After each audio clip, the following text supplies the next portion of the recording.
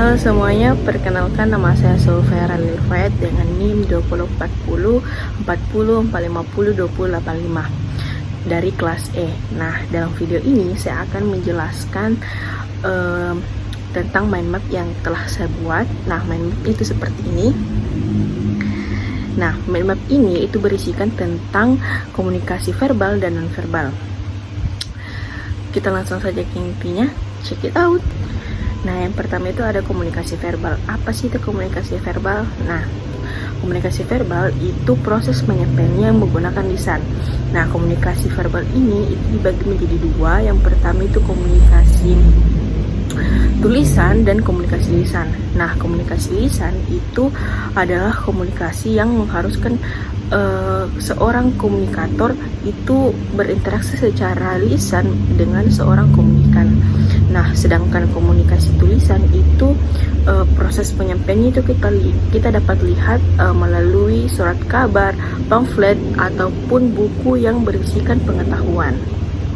Nah, yang namanya komunikasi pastinya erat dengan yang namanya bahasa. Nah, bahasa sendiri ini pun juga itu memiliki tiga fungsi. Yang pertama itu fungsi penjulukan atau penamaan, di mana fungsi ini itu mengusahakan untuk mengidentifikasi sebuah objek atau tujuan tertentu. Yang kedua itu fungsi interaksi, di mana fungsi ini dengan bahasa kita dapat berinteraksi dengan orang lain.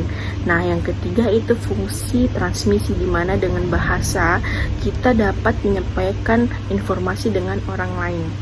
Nah, selanjutnya itu komunikasi nonverbal. Apa sih itu komunikasi nonverbal? Nah, komunikasi nonverbal itu adalah komunikasi yang proses penyampaiannya itu tidak menggunakan lisan, akan tetapi dia hanya mengandalkan seperti gerak tubuh, ekspresi wajah, sentuhan, kontak mata, ataupun kedekatan tubuh.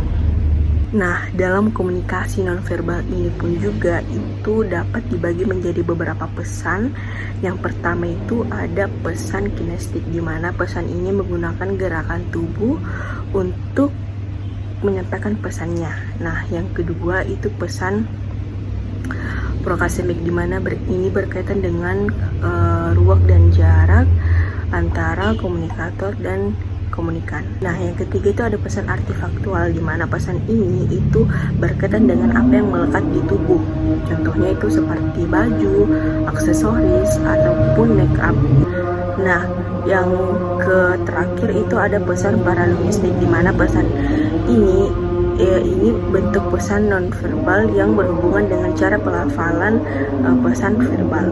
Nah, adapun fungsi komunikasi nonverbal, yang pertama itu ada fungsi repetisi, di mana ini berkaitan dengan bahasa nonverbal yang menjadi pengulangan dari pesan yang disampaikan oleh pesan verbal.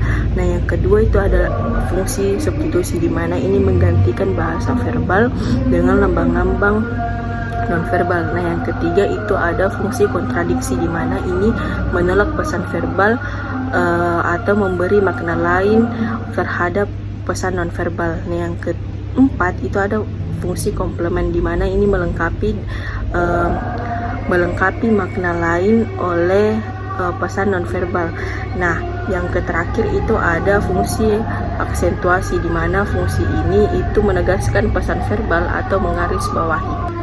Baik, sekian dari penjelasan dari saya. Pamit undur diri. Dadah.